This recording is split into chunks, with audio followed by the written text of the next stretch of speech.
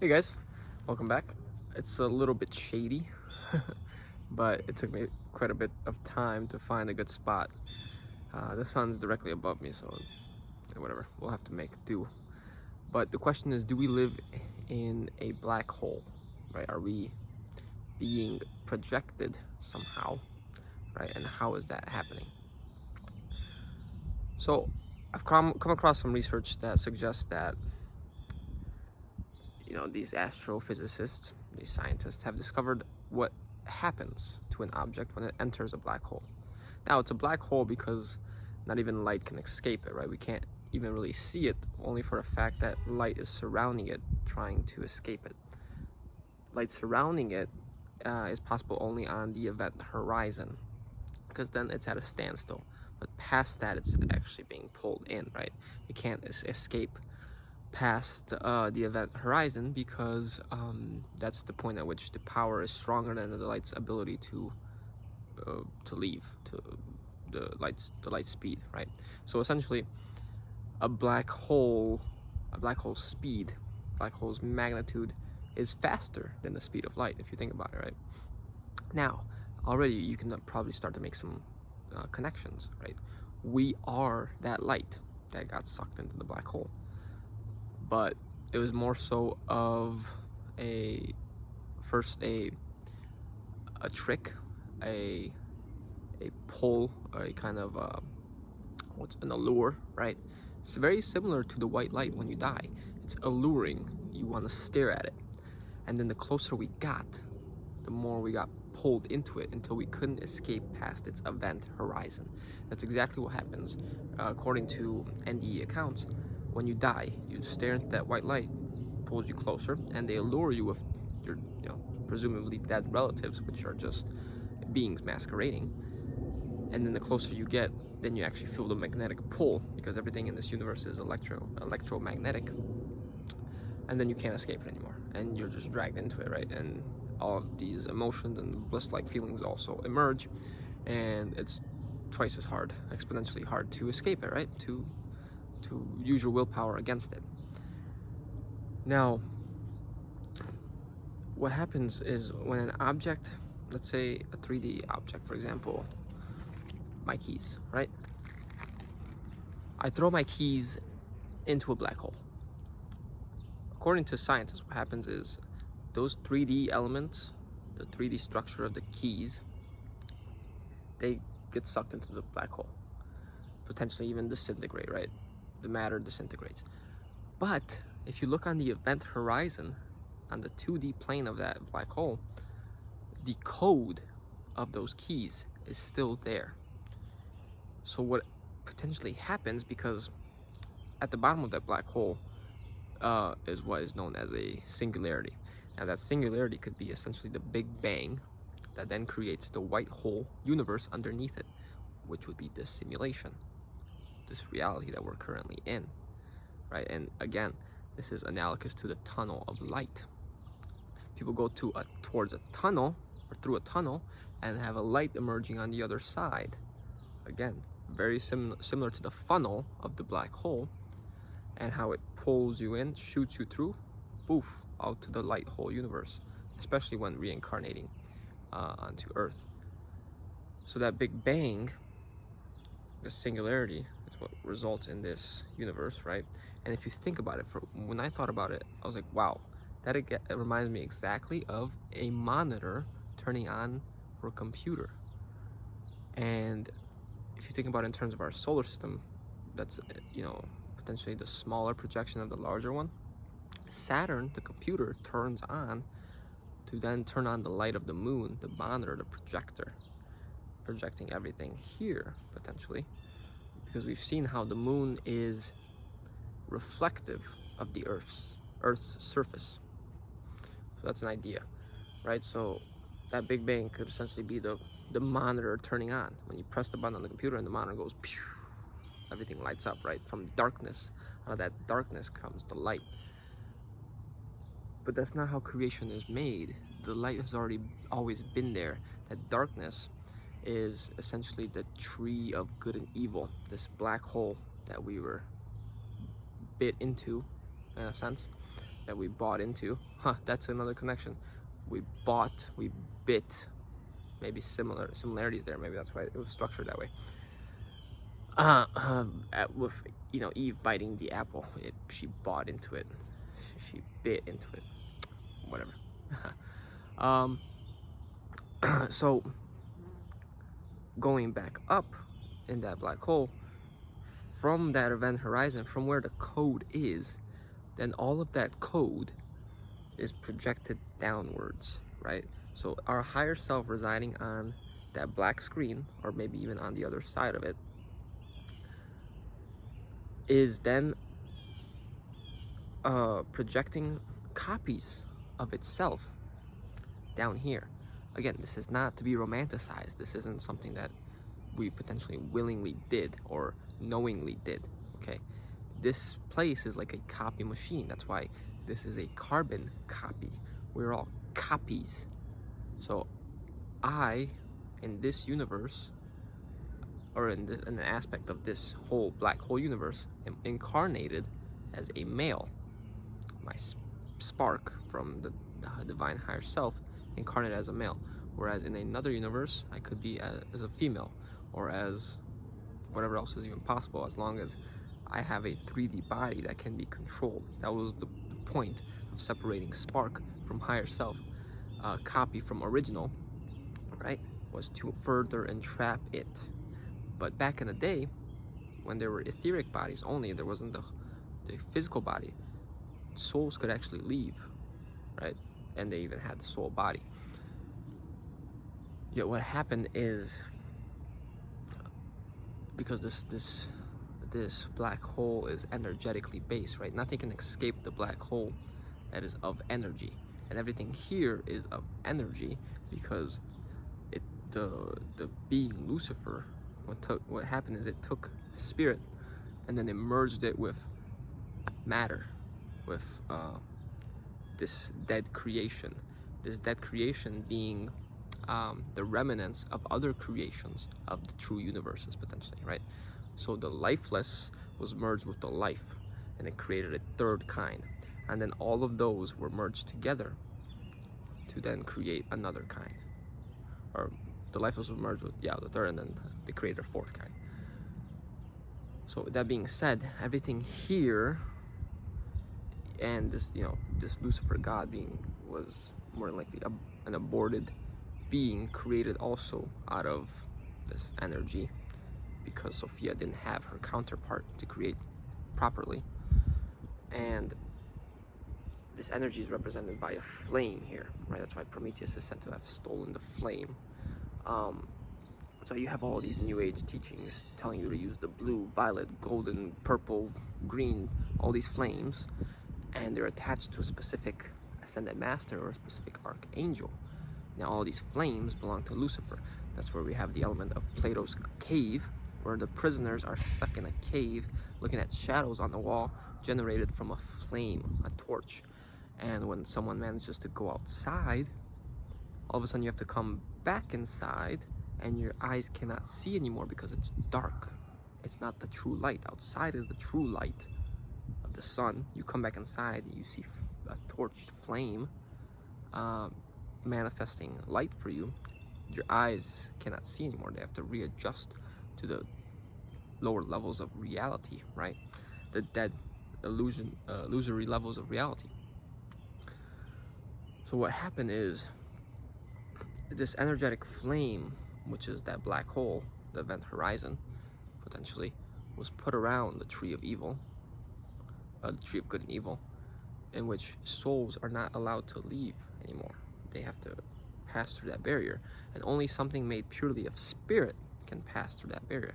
For example, if I were to be, let's say, a ghost, right? A ghost can pass through physical walls. Man cannot pass through physical walls unless man is embodying its etheric body. Then you can do that, right? But physically, you can't pass through that because you're of the same holographic level. If you upgrade that holographic level to the next one, then you can start passing through. And that's why, holograms are holograms to us. But really what they're doing is existing on a different plane, potentially.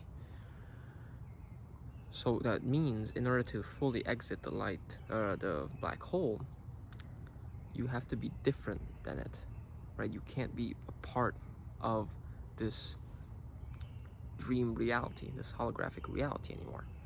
Now you may be wondering, how can one universe contain other universes? That would mean there would have to be other black holes, right? And we see in our universe that there are. Now, this idea of parallel universes can be explained by the black holes in our own universe, right? Could there be white holes at the bottom of those black holes, creating in alternate dimensions? Very, very likely, right? And scientists have even hypothesized that this is a potentiality, that these black holes actually lead to somewhere. Another aspect of this reality, maybe even a mirror version of this reality.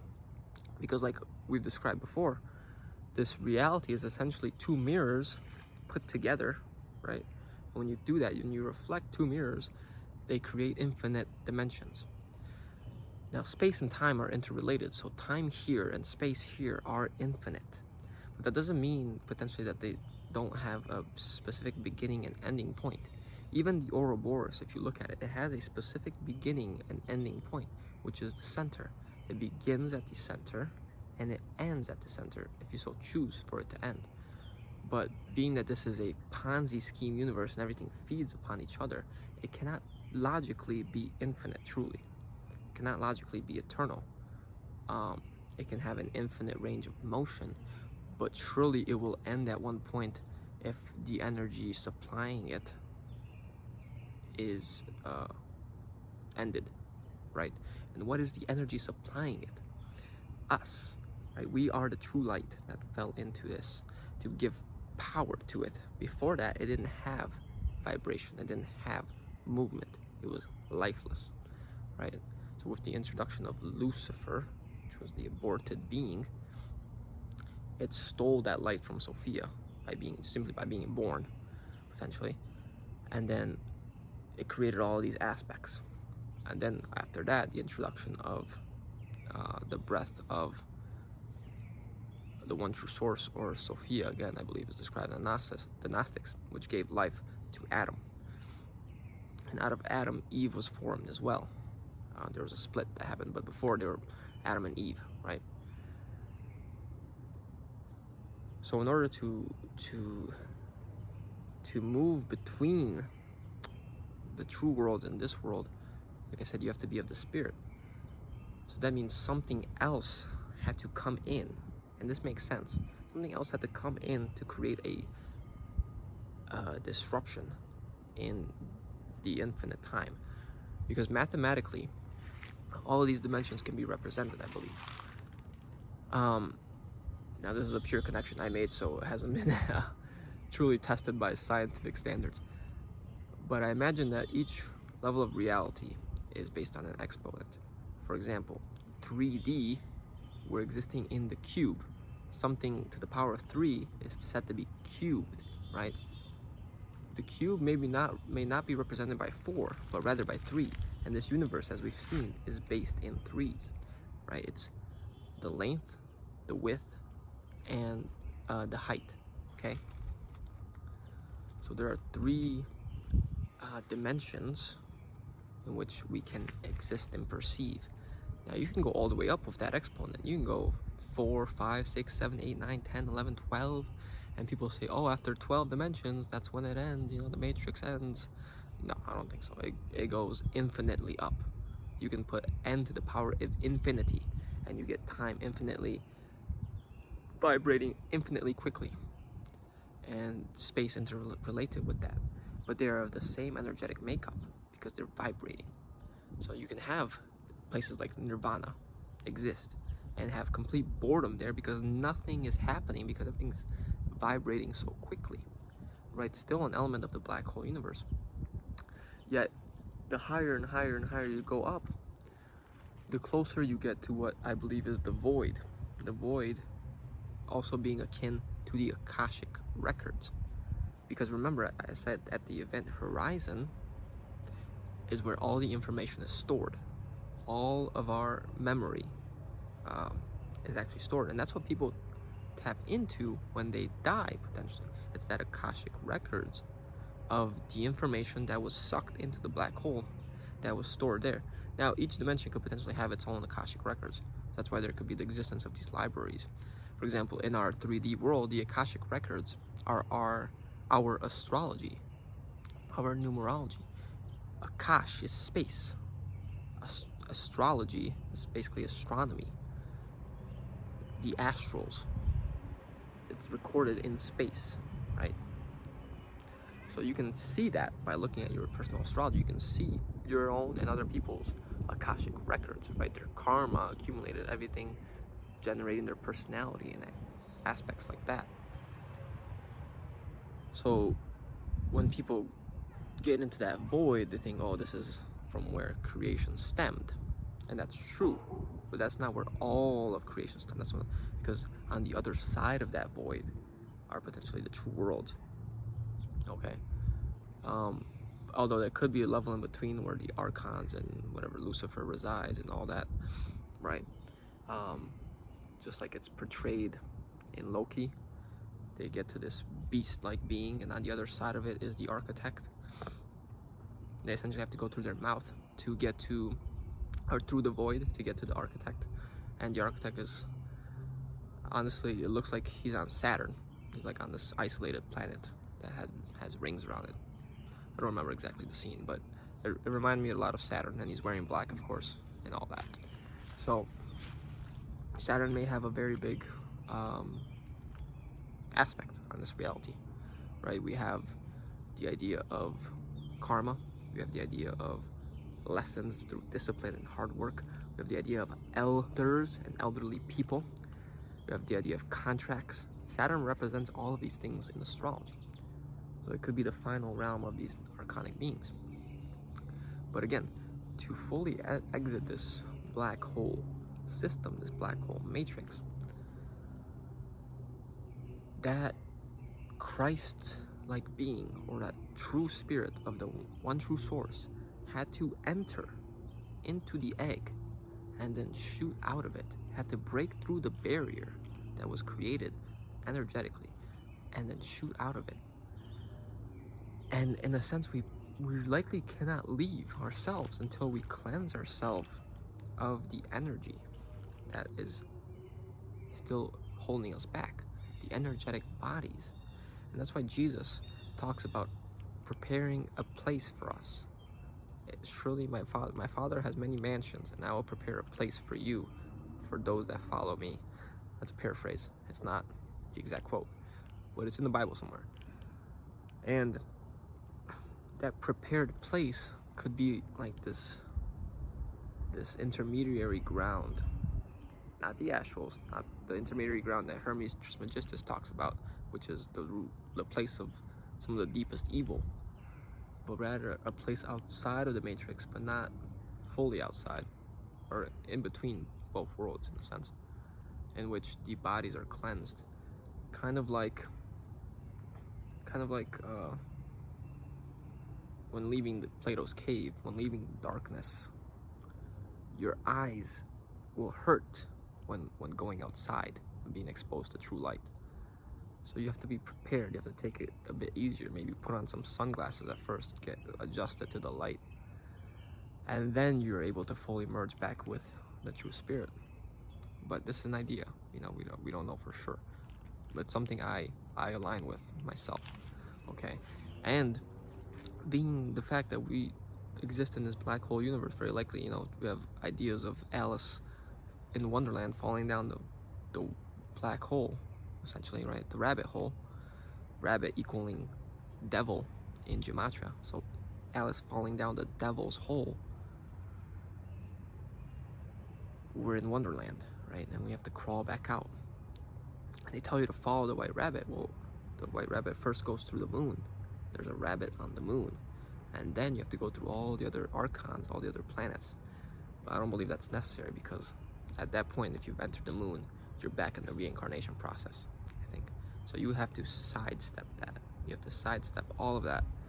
And I'll make a video regarding the etheric body, because the etheric body is the template for our physical body. I used to think it was the astral body, but the etheric body makes more sense. I've learned of a few connections in which, you know, the etheric body is actually the one being implanted. So I'll make a video regarding that and what I've discovered on, you know, sidestepping these levels of archons, because it's very important. And you know, I just posted a video on Twitter yesterday from that guy Sgt Schultz, and he was talking about how, again, what Jen iterated in our interviews, how these levels of the astrals are just copies of our physical reality. People are even more depraved in those levels of the astrals, in which they still have to get a job, they have to get money, they have to pay for whatever housing. They're under martial law, they're under strict control of the people running those places, of counselors and these deceased souls that are basically acting like policemen for other souls, telling them that they need to go back and they need to redo and whatever, fix all their karma. Basically teachers in a faulty school system, right? That's been generated for us. People are becoming strippers, people are having sex on the streets. It's a depraved reality. And I believe here, down here, is a better chance to develop gnosis, right? You're under less control, even though it seems like you're under a lot of control here. You're actually under potentially less control. You have more of an ability to think here, because our brain is a receiver. It's a receiver of information. So the better questions you ask, the higher information you can tap into, because once you start asking questions, you start separating yourself from the lower energy bodies, from the lower energetic thinking, instincts, primal, you know, instincts. And you can ask a simple question like, why are we here? But the universe, or this matrix, has to respond in some way, but it will also respond in a simple way based on your preconceived beliefs. So if you're very religious, if you're into New Age, why are we here? Oh, you have to serve God. Why are we here in New Age? Oh, you have to learn lessons. Mainstream, why are we here? You have to go to school, get a job, go get married, have kids, and die. Well, if you persist with that question, why are we here? That doesn't make sense. Okay, we're here to go to school, get married, die, but what kind of being would do that to us? What kind of being would put these invisible cages around? And that leads to deeper and deeper and deeper questions. And the universe this matrix has to provide you with deeper and deeper answers. And the moment you stop questioning is the moment you say, oh, okay, I'm good. You become complacent, and the truth starts fading away. Like that higher gnosis that your brain is able to receive starts fading. And you know, like it's said in The Matrix, the movie The Matrix, our brain is the one interpreting all of these vibrations. It's interpreting the electromagnetic spectrum. Now we're only using a small percentage because we can only see a small percentage of light. We can only interpret a small percentage of the actual vibrations. But it still is a decoder, right? So in order to tap into higher, you have to essentially go to the crown chakra, this above our bodies, to be able to receive true information and connect truly to your higher self, which is outside of many of these dimensions, like I've said. So that's what's really important. But this brain is tied also to an etheric brain, and the information accumulated here, like I've mentioned in other videos, carries on to that etheric level, dimension. But this video is getting very long, so I'll have to make another video regarding that and my ideas concerning that level of reality and how that can help us on the other side. But I hope that makes sense regarding this black hole universe and how everything is simulated, right? It makes sense that since our brain is interpreting these codes, that these codes are then coming from somewhere, right? This reality is being projected in fractal geometry form. Everything is a copy of each other. It's a copy machine. Okay. All right. Yeah. Let me know what you thought in the comments. Give Give this video a like if you enjoyed it, subscribe, and I'll see you guys next time. Take care.